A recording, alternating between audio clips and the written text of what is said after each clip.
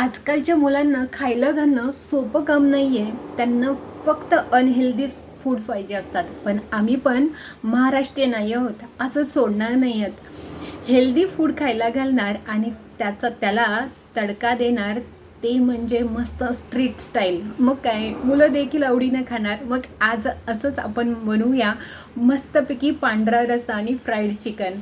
आणि त्यांना सांगू की हे तर तुमचं सूप आहे काय, मग खातील ना आवडीने. आता मुलांना फसवायचं म्हटलं की तशीच भन्नाट अशी रेसिपी हवी. त्याच्यासाठी मी ते 2 नारळ आणि थोडे खडे मसाले घेतलेले आहेत. त्याचबरोबर इथे मी पांढऱ्या रस्स्यासाठी थोडंसं काजू, काळे तीळ आणि थोडेसे मगज बी घेतलेले आहे. आता मटणाला आधी मॅरिनेट करण्यासाठी लसूण आणि आलं टाकायचं आहे, मीठ टाकायचं आहे. ह्याच्यामध्ये हळद टाकायची नाही तर पिवळेपणा येतो. आता मी कुकरमध्ये तेल गरम केलेलं आहे. तेलामध्ये हे सगळं मटण टाकून घ्यायचं आणि व्यवस्थित झाकण लावून हे शिजवून घ्यायचं आहे. आता मटणामध्ये मी पाणी टाकलं नव्हतं, त्यामुळं गरम पाणी वरून ॲड करायचं आणि ते थोडंसं उकळून द्यायचं. मटण आधी शिजलंय का नाही हे चेक करणं तितकं जास्त गरजेचं आहे. ओव्हर कुक करू देखील नका आणि मीडियम फक्त शिजवून घ्यायचं.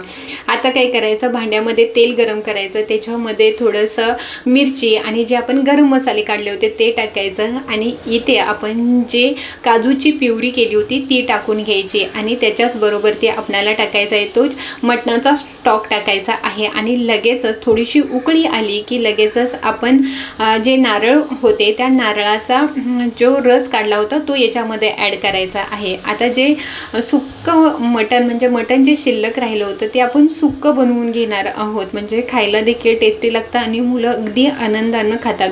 जास्त मसाल्याची इथं गरज लागत नाही. इथे फक्त मी जिरं, धन आणि खोबरं थोडंसं आणि तीळ याच्यामध्ये टाकून व्यवस्थित बारीक करून हे व्यवस्थित शिजवून घेतले. इथं पांढरा रस्सा आणि तांबडा रस्सा सगळं तयार आहे. व्हिडिओ आवडल्यास लाईक, शेअर,